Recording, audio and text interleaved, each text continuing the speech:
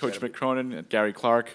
Coach, your thoughts on the tournament and then on your postseason path that you have in front of you.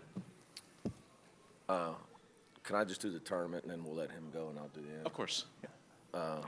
Well, first of all, congratulations to SMU. I've been telling people how good they are for a long time. They made it look easy, which is hard to do against our defense.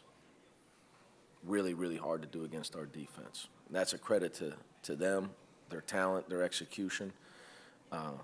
So I give them all the credit in the world. They were just a better team today. Okay, we'll take questions for Gary. If you raise your hand, we'll get a microphone to you, please.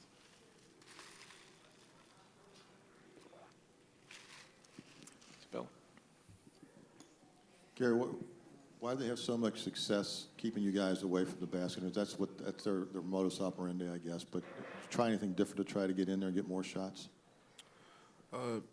You know, going in, we knew they were like overhelp team, so they're always looking to help each other. So a lot of times we were trying to, you know, back screen them and set flares and so forth. So, you know, they just were playing hard, you know, and executing their defensive game plan. Pat. Gary, can you talk about the start of the game? Obviously, you guys weren't shooting the way you'd like. They got out to 11-2 run. Did you guys still feel like you were going to win it at that point? And where did you feel like the game turned? Of course, as competitors, you know, you don't think it's over at all until the horn sounds. But when they're hitting shots, you got to be able to come together as a unit and get stops. You know, their execution on offense, you got to execute on defense and get stops. And just, you know, we were scrambling around, you know, trying to cause havoc and get steals and deflections, and they just kept executing.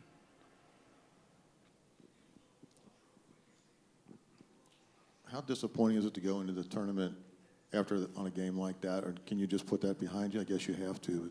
Does that make you more determined to make a good run in the tournament, or does it have any effect at all? As a team, it's more learning, and we have to look at film and prepare, you know, for our next game, you know. But of course, you have to put it behind you as a team and just know some of the places that we need help on, and, you know, to fix it, you know, because in the next couple games, it's just, you know, you win or go home. So there's no room for error. One or two more for Gary?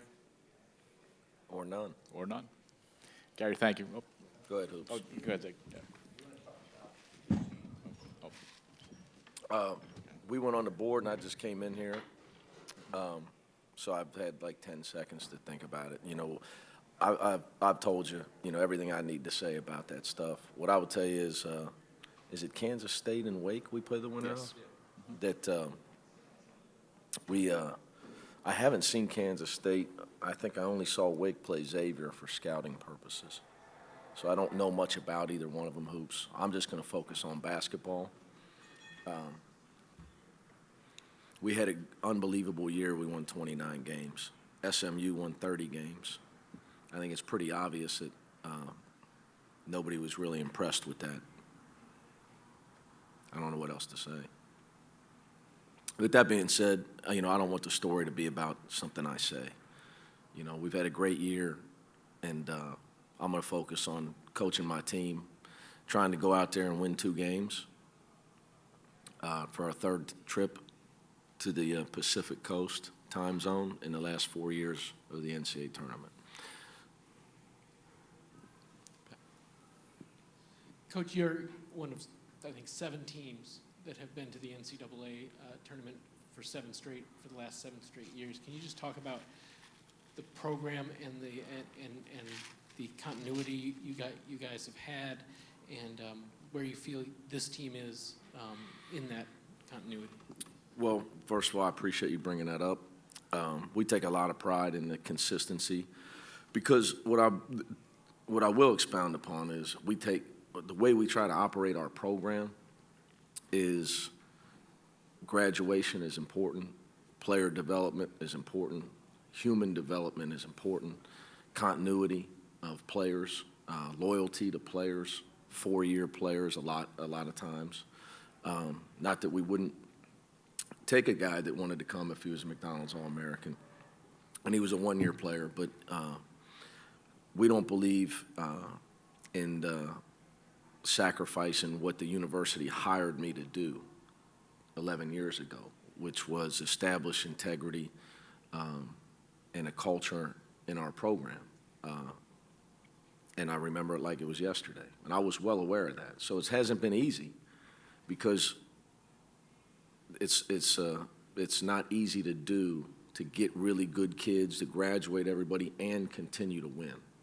It's very, very hard to do. So we take a lot of pride in the way we do things because we know how hard it is. And people in our business know how hard it is. And I keep using the term we because I have a great coaching staff. I have Antoine Jackson's done a great job developing with us, and Larry Davis is a head coach. He just happens to be on my staff.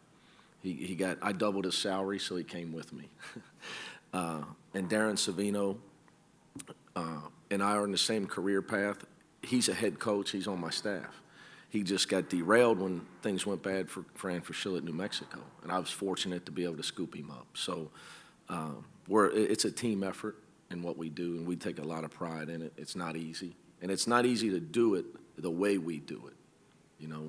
Winning's one thing, winning and graduating everybody and trying to have really good kids and represent our university the way and being a positive window to the world when people think about the connotation about Cincinnati basketball. We've worked really hard to get that into a positive light, and that's why we're fortunate we got CBS following us around, because I want people to realize the great kids that we have on our team.